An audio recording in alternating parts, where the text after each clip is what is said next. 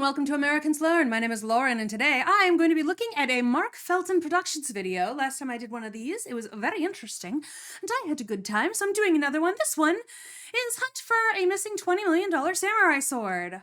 So I brought mine out just for fun, so he can share in the joy of looking for one of his brothers. Or, in this case, more like 12th cousins or something, 6 times removed. That thing is cheap, but sharp. And now we're going to learn about this $20 million samurai sword. Cannot wait to find out about this thing. Very excited. Oh, I should move her back.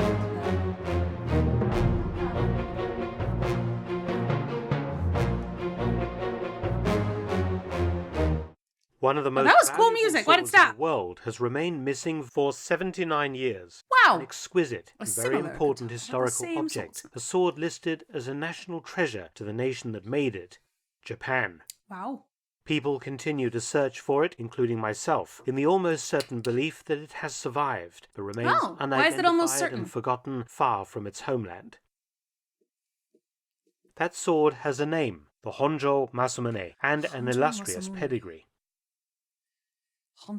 When the sword was last seen in 1946, it was already over 600 years old. Whoa! Several katana blades, forged by master swordsmith Goro Masamune, who died in 1343. Wow!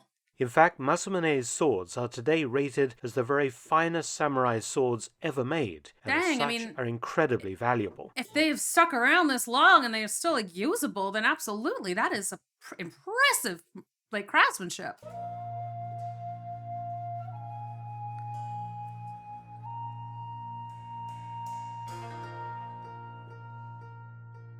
Wow.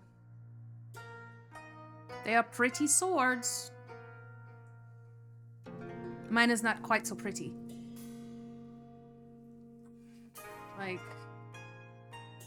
She's got some of the ribbing or whatever. The series of Masamune swords passed down through Japanese history, through the hands of some of Japan's most important leaders. Already very famous and prized, it eventually ended up the property of the great Tokugawa Ieyasu, the first shogun of the dynasty that carried his name, and which ruled Japan from 1600 until the end of the shogunate in 1868. Okay. Also, can I just say that Mark has a very soothing voice. I like listening to him talk. Last Tokugawa shogun lost his power in the Meiji Restoration. He was later elevated to the rank of prince, and the family remained rich and important well into the 20th century. They also retained the Honjo Masamune and 13 other very important swords. Other Masamune blades are today displayed at the Tokyo National Museum, some listed in the very highest category of national treasure. Wow. That's so cool. Tokugawa Ieyasu, the head of the old shogunal branch of the Tokugawa clan, had been a diplomat before World War II, and during the war had sat as a member of Japan's upper house of parliament, the House of Peers. Interesting. The surrender and occupation of Japan in 1945 saw the United States enact a law to try and fully disarm the Japanese people, so that no resistance to the Allied occupation could be attempted. Couldn't have a standing army anymore. Firearms were ordered to be surrendered, as well as swords. The sword was the very symbol of Japan. I'm sure that the people saw what they could do with swords, huh?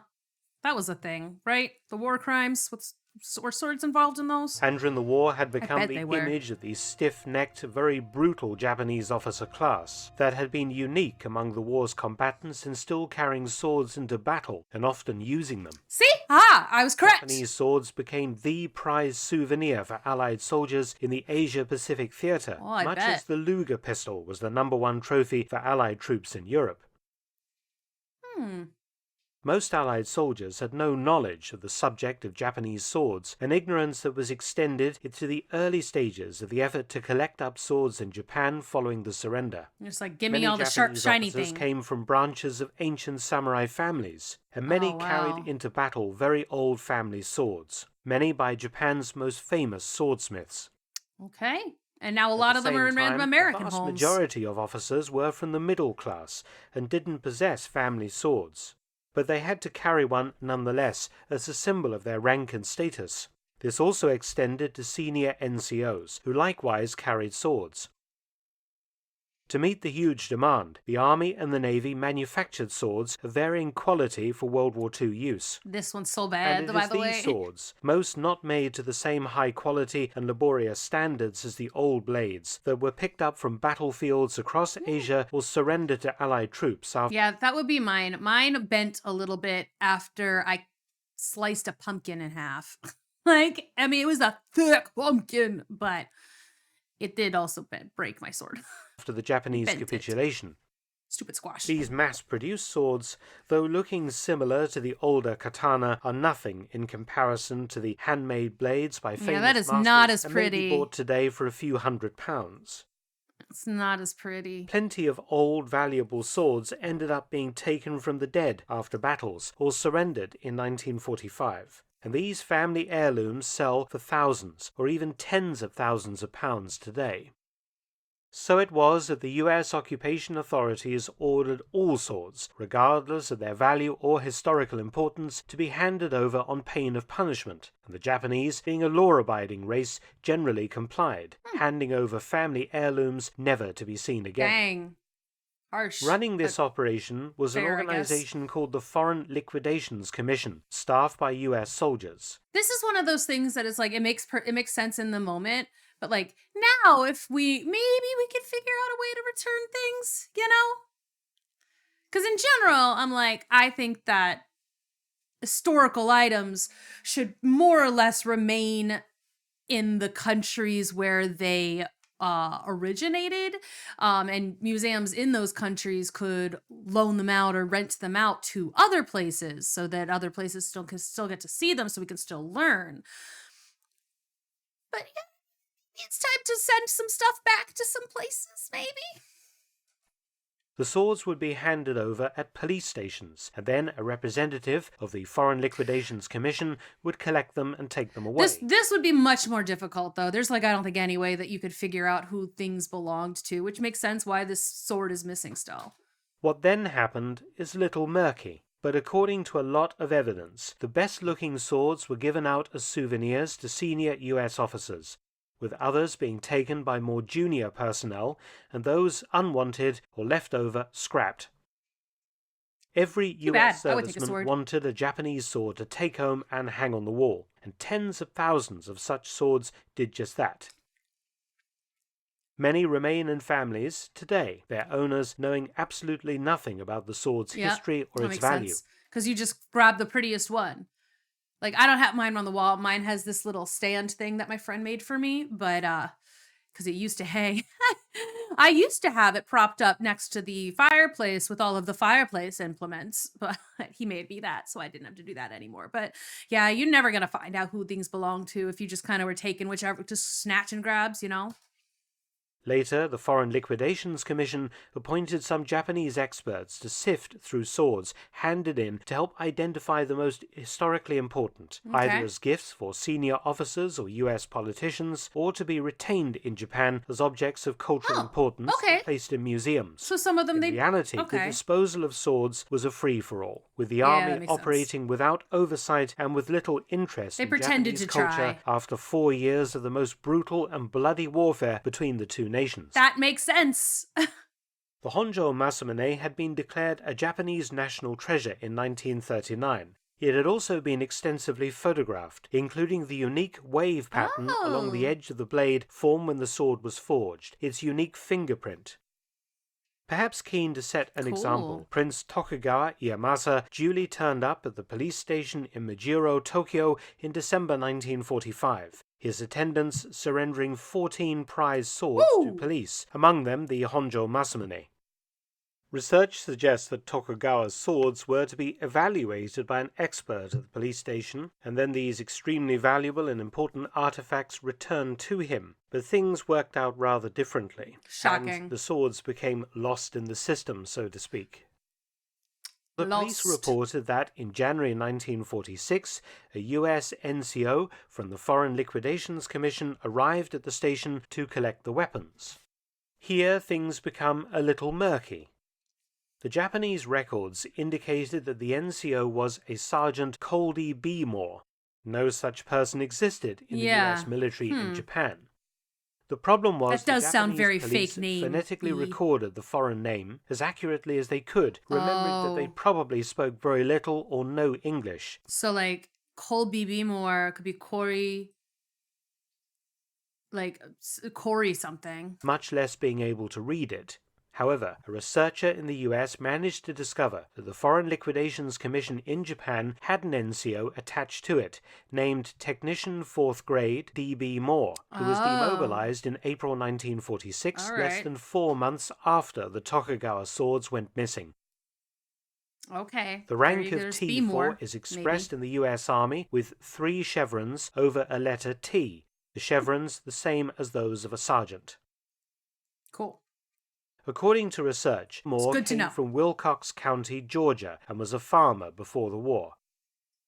After his World War II service, he returned to Georgia, where in 1979 he died at the age of 65 and is buried in the town of Pitts. It's not that old. His widow passed away in 2012, but Moore's children and grandchildren continue to live locally. A researcher investigating the Honjo Masamune contacted one of the children via Facebook and asked about the sword or swords, but he received no replies. Of course. Well, when did he reach out, did it say? Honjo Masamune contacted one of the children via what year? But Moore's children and grandchildren continue to live locally. A researcher investigating the Honjo Masamune contacted one... Okay, so it doesn't say what year the researcher contacted this person on Facebook, but it's quite possible that this person just hadn't checked their Facebook in 6 or 7 years. Like, a lot of us have kind of let our Facebooks fall by the wayside, you know? I still keep mine because I have a couple of groups, like, that's where the meetings are, or the meetings aren't in Facebook, but like all of the file folders are in Facebook. So like that's how I contact these people, and I still use Messenger, but I don't really post on Facebook. So it's like I don't really check it, you know? I'm not checking it for who's, you know, and I don't have any notifications on. I turned off all my notifications years ago. Years and years ago, I turned off all my notifications, and I haven't been on Facebook regularly. God. Since 2015? So, and my point is, it's possible that, like, this researcher might just have been messaging a millennial who just doesn't use their Facebook anymore. One of the children via Facebook and asked about the sword or swords, but he received no replies. It may be that Mr. Moore was Sergeant Coldy B. Moore, noted by Mijiro police as taking possession of the swords in January 1946. The name D.B. Moore is phonetically incredibly similar to Coldy B. Moore. The Coldy part of the name, as noted by Japanese police, may have been the soldiers saying to the policeman, "I'm called D.B. Moore," which sounded to Japanese ears Coldy B. Moore. Okay, I can see that. But of course, all this depends on whether D.B. Moore was the soldier identified by Tokyo police in 1945 as Sergeant Coldy B. Moore. Settling precisely what Moore was doing in Japan in 1945-46 has been complicated by the destruction of some of his military records in a fire at the National Personnel Records Center in 1973. Too bad. I also tried to contact the family, but without success. There are other theories. Did you use something not Facebook? Facebook? Of the Tokugawa swords in 1946. Perhaps they never left Japan. Perhaps the police, struggling like all Japanese in bombed-out and ruined Japan, kept the swords and faked an American-sounding name and rank, making it look as though the swords were indeed collected from their station. There was a thriving black market in Japan post-war. Perhaps the police sold them on, and the Honjo Masamune is today part of some exclusive private collection in Japan. Or perhaps the police actually returned the swords secretly to Tokugawa, and the family has kept quiet about them for the past 79 years. I mean, they wouldn't want anyone taking them. So how much money are we talking about? Well, $20 million, If it can be apparently. found and properly identified, the Honjo Masamune would be worth perhaps somewhere in the region of $20 million, perhaps much more. Oh my god, If it more? still exists, there are two possibilities as to why it hasn't been seen since 1946. One is that it remains unidentified and basically kept as a family souvenir. Or secondly, its value and historical importance is known by whomever has and it, they're and they are keeping it on the concealing it on DL. purpose, perhaps fearing punishment or having it confiscated by the authorities. Right? It is so valuable and historically important that it is rather like having an extremely famous painting that disappeared under murky circumstances at the end of the war in your closet or even hanging on your wall today. It's a Trying print. to sell it would be absolutely impossible and would generate a lot of uncomfortable questions and a lot of publicity.